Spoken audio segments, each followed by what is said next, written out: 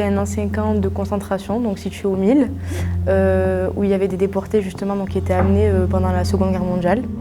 C'était des gens qui arrivaient en transit dans ce camp pour être déportés en Allemagne, du coup dans des camps de concentration, des camps de travail, des camps d'extermination. Et quand une société décide qu'une partie de la société est dévalorisée, qu'ils sont considérés comme des sous-hommes, ils n'ont pas les mêmes droits, ils n'ont pas le droit d'avoir accès à des bons de nourriture, ils ne peuvent pas se déplacer comme ils veulent, ils sont catégorisés comme des individus qui perdent leur humanité. Ça vient d'une haine fondamentale. Je suis bouleversée. Quand je suis arrivée sur les lieux et que j'ai senti la température déjà qui était bien basse et qui vivait dans des conditions où il y avait même pas, c'était inhumain. Il n'y a pas d'armoire, il n'y a pas de sol, c'est de la poussière, ils respiraient la poussière.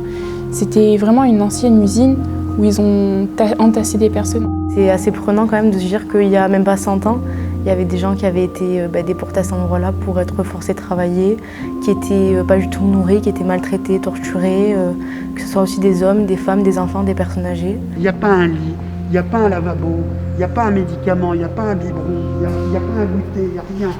Et les enfants se tournent vers leur mère pour leur demander quand est-ce qu'on mange. Là, vous voyez combien de camps. Alors, c'est des camps souvent, des camps satellites au cours des milles, avec des camps de travail, tout oublié. Si on rappelait un peu aux gens que ces choses-là se sont passées et qu'elles ne doivent pas recommencer, ça apporterait une petite réflexion sur la démocratie quand même.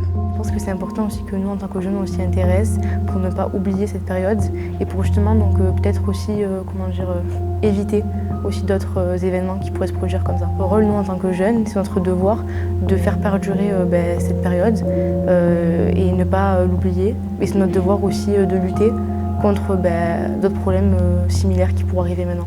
Bon, c'est très important de voir ça parce qu'en fait, nous, notre génération, elle est très connectée. On pense pas très souvent à notre histoire.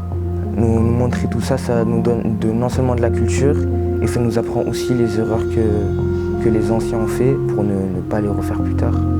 On fait de l'histoire, c'est pour ça qu'on se rappelle de ça, pour pas que ça arrive. Et on espère vraiment que ça va pas arriver du coup. Et pour moi, c'est important parce que ça nous sensibilise. Très touchant, mais c'était aussi très enrichissant.